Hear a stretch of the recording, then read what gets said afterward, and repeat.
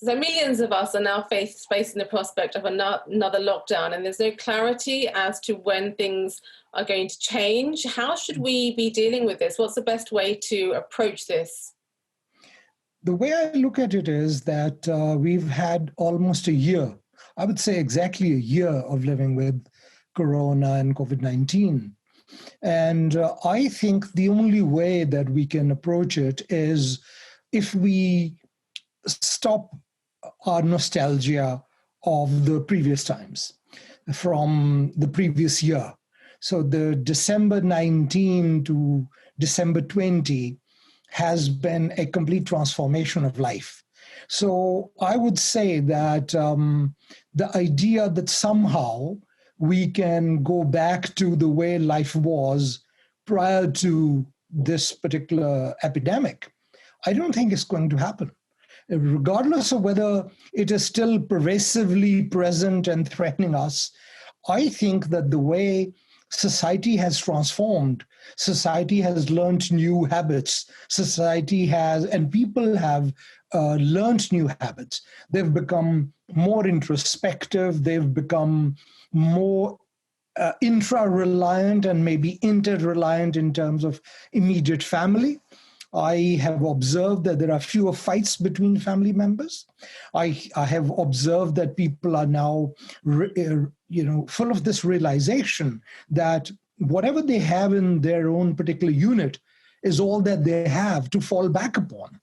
So I would say that if we say that there is another Jerusalem, another paradise, another Andalusia that we will capture once again, and life was so great in the past, I don't think it is happening. So the sooner we learn that this is the way we are going to be, this is the way we have transformed, that we have become more self-reliant, we have fallen more on our own devices and our own capacities. So that is my view, that when people say, oh, it'll all get back, I wish it doesn't. I do not think it should, because the world wasn't as great a place as we somehow make it to be. So the thing is that, it was as cruel, if not worse, before. There are fewer wars going on at this particular moment, except in one or two places, because people are more worried about their own mortality. So, armies cannot get together to attack somebody and commit a genocide because there is a fear that they may all get COVID and the attacking army may die. So what I feel is that it is really in the benefit of humanity that we carry on living the way we are carrying on and try to make the best out of what we have.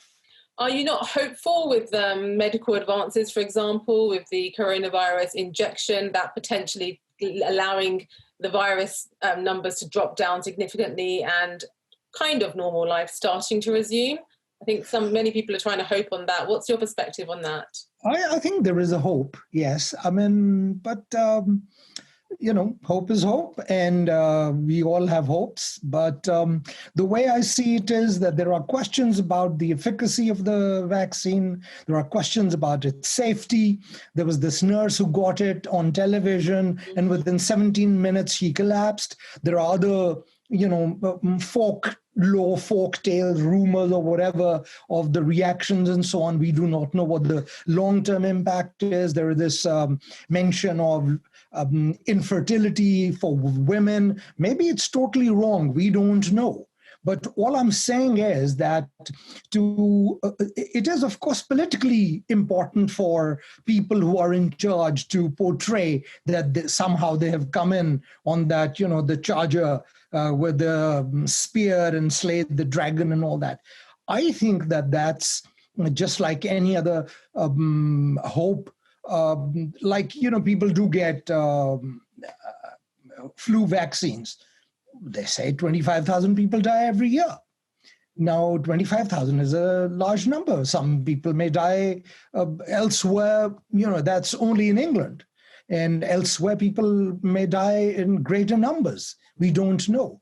So, yes, I mean, it is there, but I personally do not believe, and I'm just telling you how I feel, is that that life will, that mankind will change now back to the way it was. And I do not think that it should change the way it was. And I think that this confrontation with own mortality has been a healthier experience.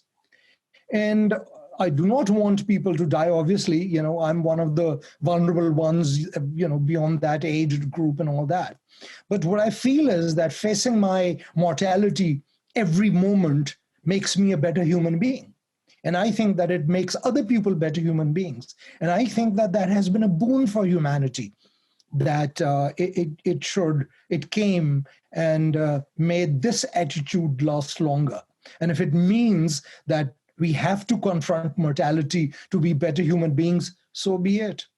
But there are those, for example, like yourself, you have a large family, you have many people around you, you have that comfort and security. There are a lot of people in the UK who live alone, and isolation is a very real daily occurrence for them. What do you suggest? I mean, how should people who are living alone, who will no longer have the comfort of social contact of family and relatives, how should they deal with something like this? I mean, is there a particular psychological approach that they should use? What is the best way forward for them?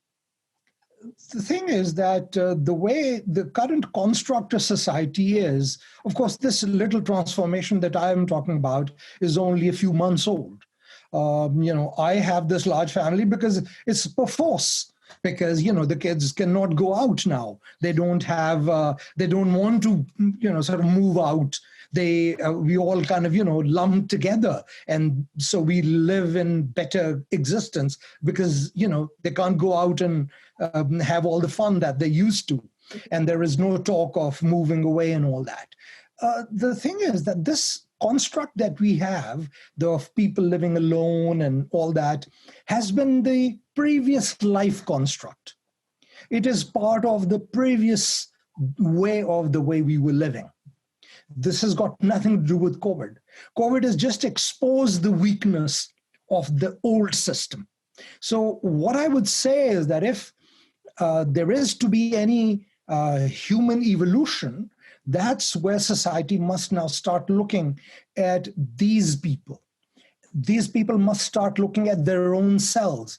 That do they want to live by themselves, or do they want to make friends, and do they want to consider sharing, selling your own 2 up, 2 down houses, 6, 7, 20 of them in one particular place, and try to get something together, or to create a little community, or meet up, or so on. So I think that what it requires is for people to start thinking, because what's happening is, why is this still a status quo there? Why isn't there a long-term review of this? Because this is COVID is considered as a temporary aberration, that somehow we were living an ideal life before, really progressive, really very happy, which of course is a total fallacy.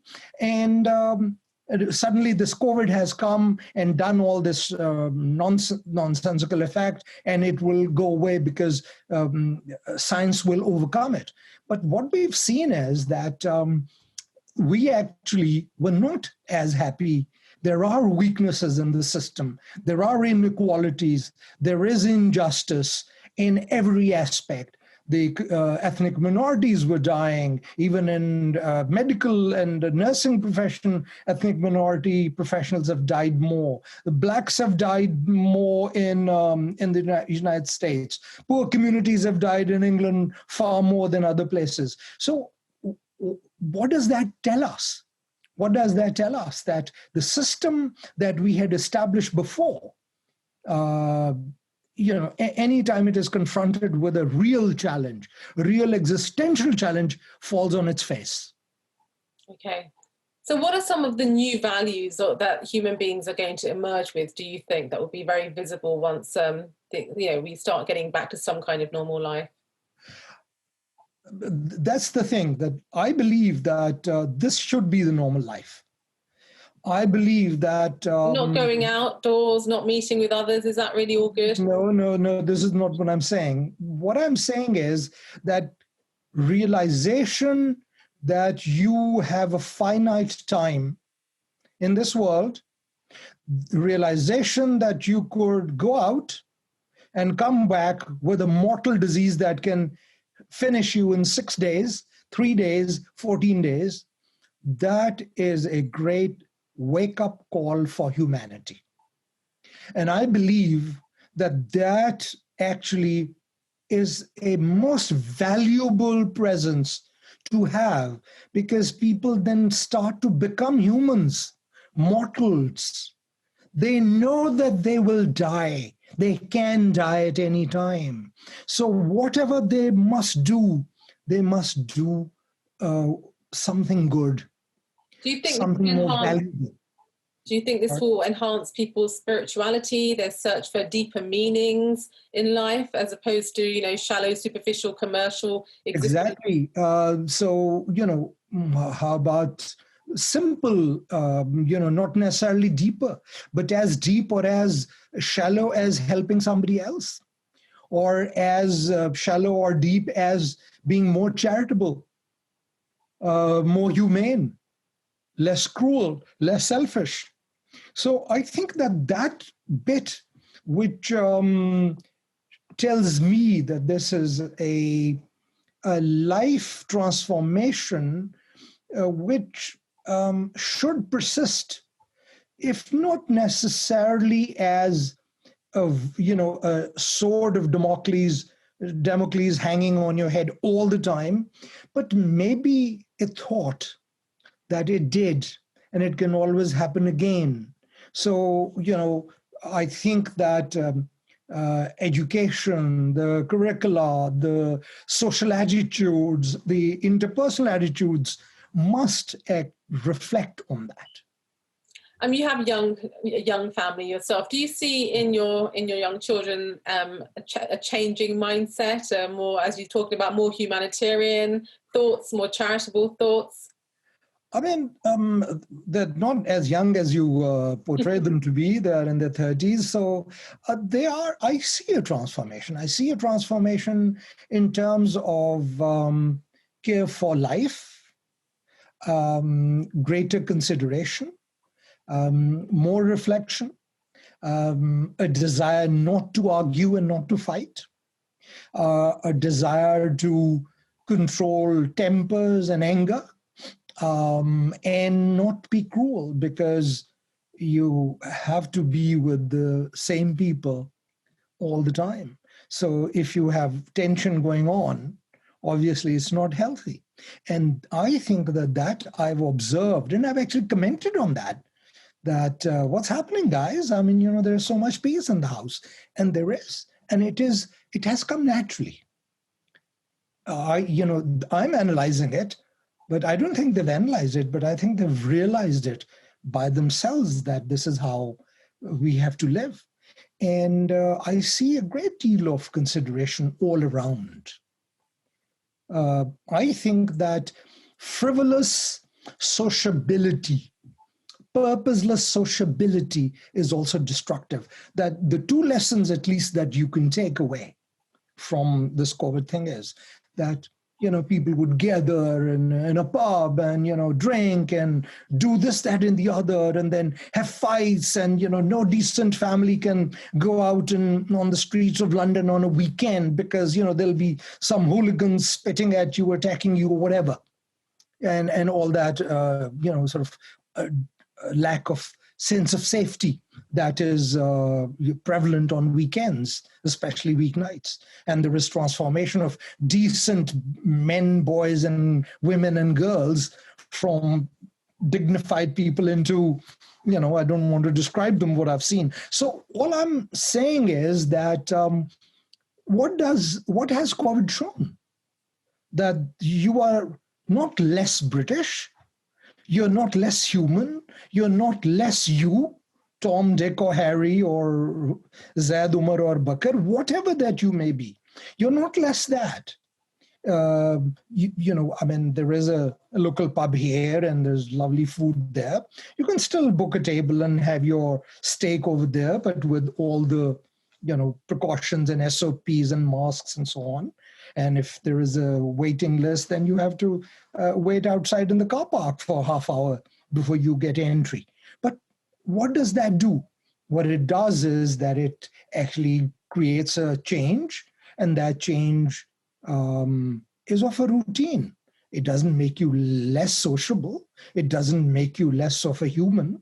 So that is why I feel that this lesson as well, this unnecessary, superficial, purposeless, destructive sociability, right? Now on the weekends, the streets are safer. Women can walk out and, have a little walk and go anywhere. There aren't the, drunken people creating havoc. But do you not think that once things do start getting back to more, more normality, that those kind of behaviours will return, or do you think people will shun those lifestyles? I hope there's a balance, or they'll shun them. But this is what I'm saying, that I would actually prefer that this to be the norm than for something that was there before. Because the way I look at it overall is there were more wars. There was more destruction. There were more bombs. There was more murder. There was more crime. There was environmental issues as well. The violence was all over. There was international violence, and there was intranational violence, and there was intra-community violence, and that has reduced. And I do not want that old world back, frankly. Okay, that's great. Thank you, Dr. Akmal. Thank you.